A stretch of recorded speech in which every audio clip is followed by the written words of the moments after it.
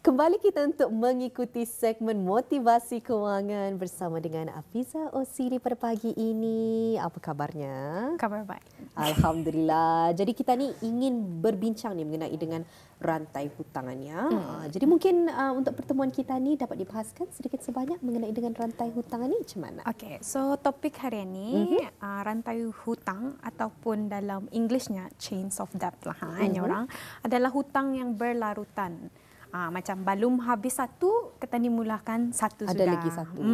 So sebagai contoh lah, macam sekiranya ia baru kerja, kali sudah satu, ia macam perlukan nandukan tu kereta. So ia membuat car loan.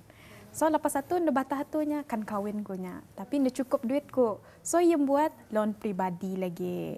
And then sudah tu next, ia akan memulakan keluarga, dia cukup apa tu akan membeli barang anak apa katanya. So ia mengambil lagi personal loan. Belum habis lagi yang tadi itu pasal yang anda tu kiranya mungkin lah 7 tahun, 5 tahun ataupun ada 5 tahun.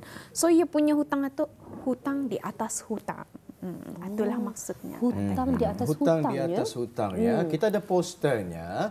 InsyaAllah kita nanti akan cuba untuk paparkan kepada penonton-penonton kita ni ya. Apa yang dimaksudkan dengan rantai hutang ini tadi. Saya fikir awal-awal Nadira, rantai hutang ini maksudnya hutang yang indah mau habis-habis. Macam berhutang untuk tempoh masa 10 tahun. Adakah itu dikira hutang, rantai hutang? Rupanya bukan. Rupanya hutang di atas hutang, itulah yang dinamakan sebagai rantai hutang ini ya. Jadi poster ini alhamdulillah dapat memberikan kita ni sedikit gambarannya apa yang dimaksudkan dengan Puan Afizah sebentar tadi. Mungkin boleh menceritakan sedikit ni Puan?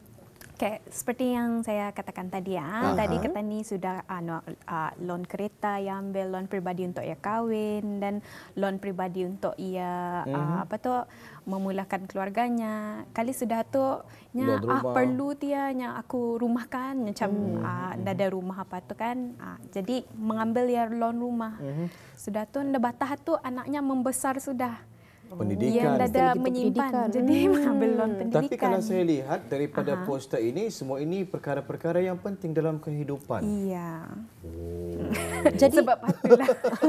satu ni dia menjadi panggil rantai hutang. Bukan sesuatu yang macam kurang penting, games, permainan, ataupun apa perkara-perkara yang. Tapi mungkin kita ni di dalam wawancara ni dapat mengetahui dalam konteksnya mungkin bagaimana kita ni dapat orang kita ni mengendalikan kewangan kita ni dengan lebih baik walaupun dengan adanya rantai hutang ni atau macam mana. Jadi akan kami tanyakan juga dan tertanya-tanya juga sebenarnya apa pencetus utama rantai hutang ni sebenarnya? Adakah pasal bekerja atau ia ada simpanan atau macam mana? Okey. So pencetus utama dalam rantai hutang adalah yang pertama tekanan rakan sebaya ataupun peer pressure-nya katanya. Dan yang kedua komitmen ke arah keluarga. Yang ketiga standard masyarakat. Standard masyarakat maksudnya macam mana tu? Standard masyarakat mesti memerlukan kita ni ada rumah sendiri, memerlukan kita ni memakai kereta mewah. Macam mana tu kan maksudnya standard masyarakat? Okey, so saya terangkan dengan lebih lanjutlah pencetus dari tekanan rakan sebaya apa tu. Okey. So dari yang pertama tekanan rakan sebaya tu so kita ni selalunya macam kalau melihat orang ada tu cemburu rasanya. Okey, cemburu rasanya sudah tu ada rasa ingin bersaing. Macamnya ia dah ni mau jua, mau alah, aku pun mau jua. Satu kan. And then yang ketiga yang selalu kita ni sabut lah couple episode segmen yang nda mau kena pinggirkan. Macam kalau aku nada ni diorang inda mau sama aku. So Fear macam of missing out? ya. Pasal macam kereta sekiranya lah kita ni sekawan tu kereta diorang, let's just say kereta mahal. Saya puteklah salah satunya, mungkin Audi ataupun Mercedes lah. Semua diorang pakai kereta jenama tu. Kata ni macam macam bukan ku nak mampunya, mampu kunya. Diorang semua natunya. Kali diorang kalau tu kan diorang will cerita masalah kereta atau apa. Ia ndak dapat relate-nya orang. So saya rasa macam aku balilah juga. Aku balilah juga. So dari sana itu yang menyebabkan macam peer pressure tu paling adalah yang paling pencetus utama.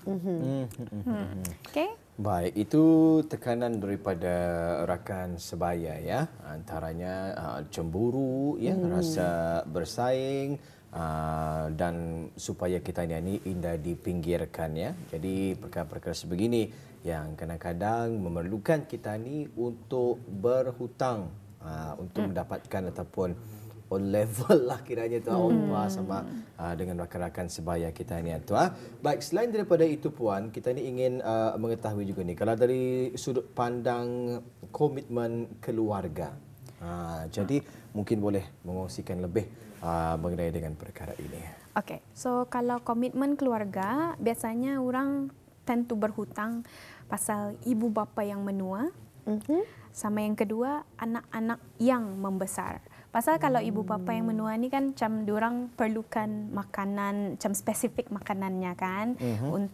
Pasal kadang-kadang ada yang sakit. Kalau yang sudah sakit itu in terms of medical, diorang. Kalau Indah pun macam memang medical ketani free, tapi kalau ketani bawa ke rumah, siapa akan menjaga? Pasal ketani pun keraja kan, ada orang menjaga di rumah. And then especially kalau macam adik-beradik semua bekerja. Betul. Payah. So macam paksa tu.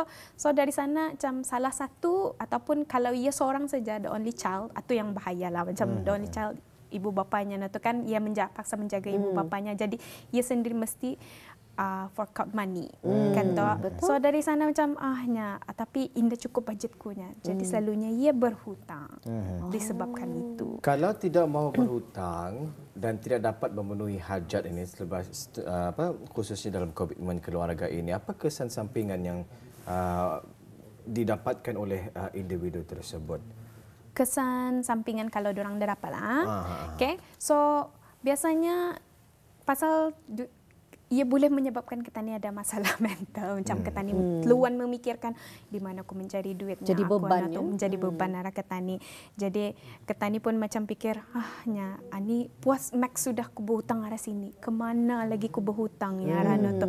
Atau dipikirkan setiap hari Indah baguslah untuk mental ketani mental health ketani. Kali bukan itu saja, macam sudah taya hutang di atas hutang, ia mungkin meminjam arah keluarga jua. And then macam kalau keluarga ni kan macam payah jatuh kan, ketani selalu berjumpa. Betul. Kalau nak tu orang belum kau bayar balik kan. Tak bertemu tu. Aku lihat kau makan arahan. Makan mahal-mahal. Tapi belum kau bayar balik kan macam tu. So dari sana macam ia pun dari macam kusut tiap pemikirannya. And then yang ketiga, sebab ia berhutang sana sini, ia ada simpanan kan tu. Ia mengorbankan keperluan masa depannya. Itu yang selalu amat menarik sekali. Maksudnya macam mana tu mengorbankan keperluan masa depannya? Maksudnya ke pasal depannya? ni kira ia berhutang kan tu. Jadi kan ada saya bagi contoh tadi kan, macam atu kira perjalanan ketani, kalau ketani macam kahwin apa tu, ada education apa tu kan, macam so benda ni semua memerlukan duit yang banyak. So kalau ketani Indah save, ketani macam berhutang, masa ketani tua nanti pun ketani tidak ada cukup duit orang. Jadi kita ni melihat rantai hutang itu macam impaknya agak negatif ya. Di antaranya ia dapat mengganggu kesihatan mental kita ni. Lepas itu ia jadi beban jua untuk kita ni. Tapi macam mana caranya sekiranya ada untuk kita ni mengelakkan rantai hutang ni? Okay. So untuk mengelakkan sebab itulah biasanya kalau orang yang baru bekerja, tentukan matlamat kewangan itu dari awal sudah. Tentukan matlamat kewangan lebih awal macam duduk dibuat apa tu. Tapi kalau orang yang sudah bekerja, since kira ya baru dengar aku kerja sudah lama, macam mana aku kan buat tu. Jadi belum terlambat. Ketani lihat dulu apa yang hutang yang ketani sudah ada, sama ketani tetapkan apa yang masa depan. Macam ketani tahu benda tu will datang, macam tahu sudah di-expect akan ada. Macam persaraan itu memang dah dapat lari semua orang kan. So itu salah satunya lah. Ataupun ia kannya next ia buat rumahnya. So ditulis sana tu berapa lama lagi kan buat anak tu. So dari sana sudah ketani tentukan maklumat ketani. Yang kedua, ketani ukur kemampuan pinjaman dalam jangka masa panjang atau ada mathematicsnya lah ya, macam mana kita ni mengukur. Saya terfikir jadi satu idea ni. Kita ni berhutang, untuk membayar hutang tersebut tadi berhutang lagi. Hutang di atas hutang. Anda maksudnya macam untuk membayar hutang tersebut. That's what we call kalau dalam consolidating loan atau restructuring loan kita. Ada juga yang buat macam itu sebab diorang mau mengambil nyorang interest yang low. Ada yang disarankan, ada yang indah disarankan. So, mesti dibuat calculation lah. Jadi sebenarnya adakah ia disarankan ataupun indah tertakluk kepada keadaan seseorang individu tersebut? Ya. Baik, berbalik semula kepada tajuk kita ni. Kita ni ingin melihat lagi daripada sudut pandang standard masyarakat ya. Jadi dari standard masyarakat, apa yang membuatkan kita ni mengidap rantai hutang ni? Kita ada posternya seketika kita paparkan kepada penonton kita. Di standard masyarakat ya puan ya. Baik, apa yang dimaksudkan di sebalik poster ini puan? Okay, so jadi macam yang tadilah society standard atau artinya macam diorang expect mungkin juga di dalam kepala ketani saja. Ketani macam kalau gajiku macam ni, diorang will expect jenis keretaku macam ni. Aku mesti melancong berapa banyak. Masyarakat memainkan peranan penting Juan ya. Yes. Pasal keadaan sekeliling. Tapi kadang-kadang ia di dalam pikiran ketani sahaja. Nada pun sebenarnya yang menentukan. Kadang-kadang yang kita lihat di Instagram berlayar atau kenal pun indah orangnya. Tetapi kita ni rasa cemburu.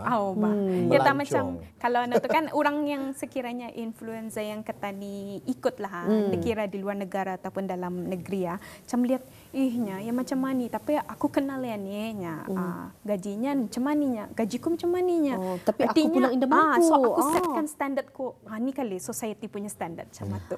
Macam mencabar terpulang sendiri diri sendiri ya sebenarnya, padahal indah ada orang yang menentukan standard masyarakat tersebut.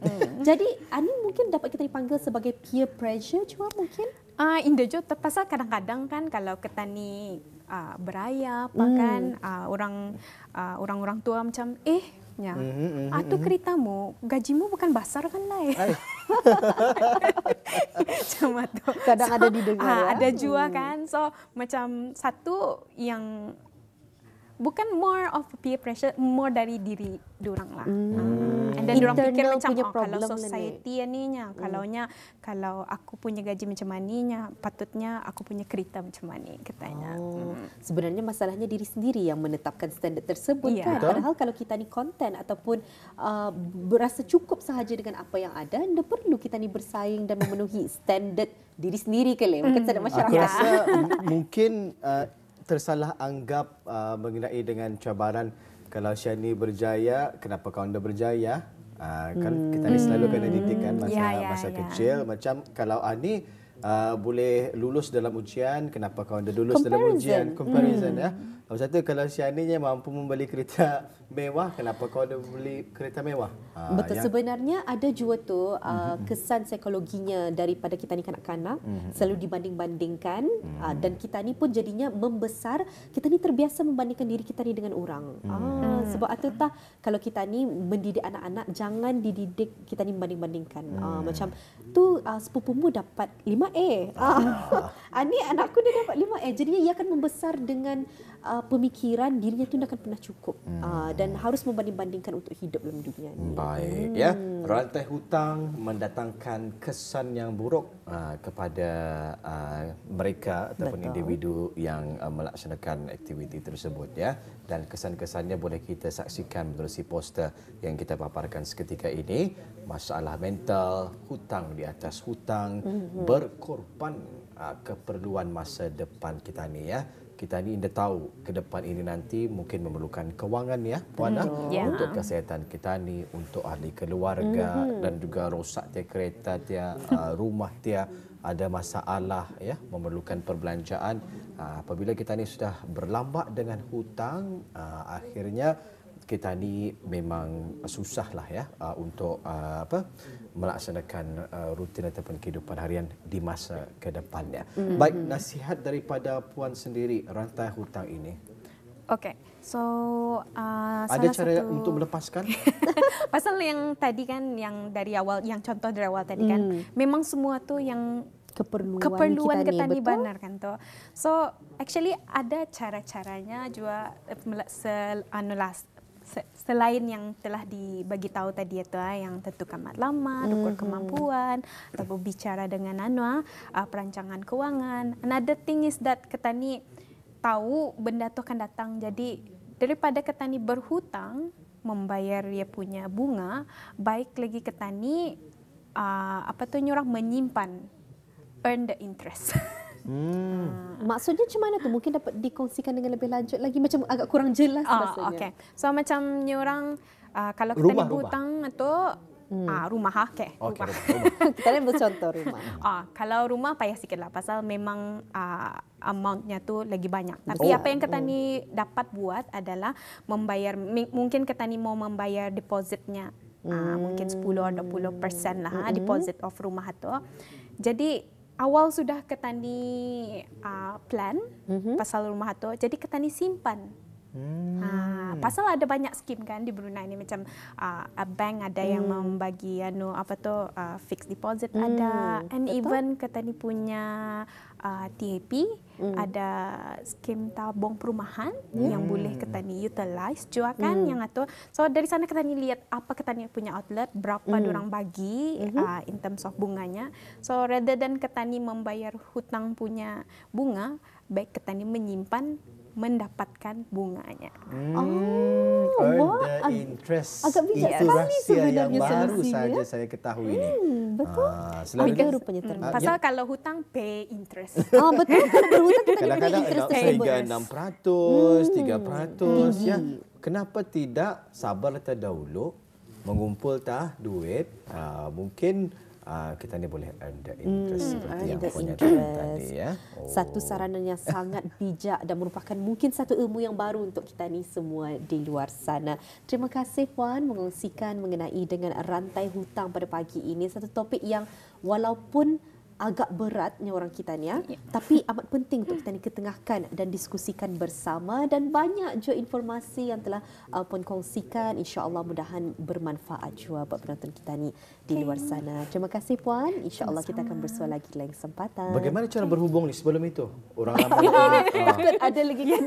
mana tahu ada orang ramai yang ingin mendapatkan nasihat dan juga sebarang saranan daripada Puan Osili sendiri. Mungkin kita seketika berkongsi. Okay, so kami boleh dihubungi arah email address ask.fpab@outlook.com ataupun laman sosial kami arah Facebook FPAB ataupun Instagram FPAB_BN.